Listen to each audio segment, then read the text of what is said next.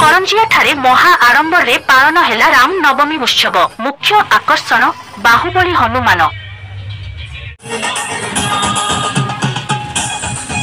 आज मर्यादा पुरुषोत्तम श्रीरामचंद्र जन्मदिन सर्वत्र एहाकू श्रीराम नवमी उत्सव रूप में पालन करा जाउछि। दिनटिकु केवल भारत नुहम देश विदेश में मध्य बहु धूमधाम सहित पालन करा जाउथाय। श्रीराम नवमी उत्सव पालन को नहीं आज बेस चलचंचल होई उठिथिला मयूरभंज जिलार करंजिया सहर। आज सकाळ 10 घटिका समय सहर मध्य थिबा प्रमुख हनुमान मंदिर गुड़िकरे झंडा पूजन होइथिबा सहित दिबा 11 घटिका समय महावीर छक ठारे उपस्थित रही झंडा स्थापन करा जायथिला एवं प्रत्येक हनुमान मंदिर मानंकरे बेस जन समागम देखा जायथिला। दिबा 12 घटिका 30 मिनिट समय स्थानीय दौड़ पड़िया निकटरू एक बाइक शोभायात्रा बाहरी सहर परिक्रमा करी गोली होई देव नदी निकटरे थिबा हनुमान जींक मंदिर निकटरे पहुंचीथिले। सेठारे पूजार्चना करी दौड़ पड़िया ठारे समापन होइथिला। पुरी अपराह्न संध्या 6 घटिका समय करंजियार ऐतिहासिक दौड़ पड़ियार श्याम मंदिर एक विशाल शोभायात्रा बाहरी सहरर अंबिका मंदिर छक बजार छक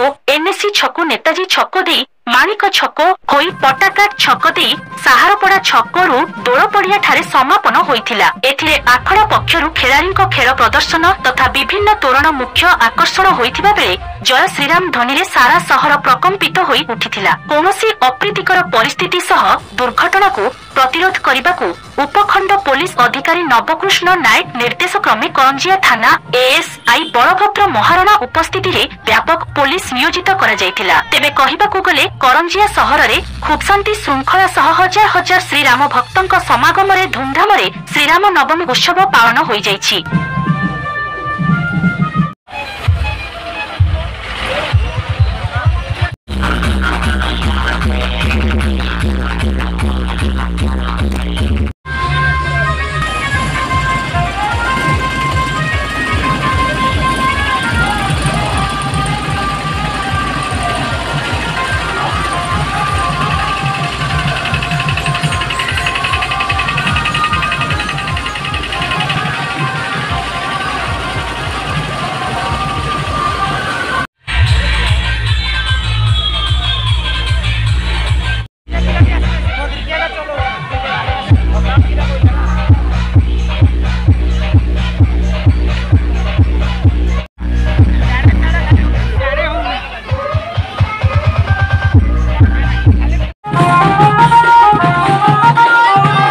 सुमंत पात्रंक रिपोर्ट एसटीवी न्यूज ओडिशा 24।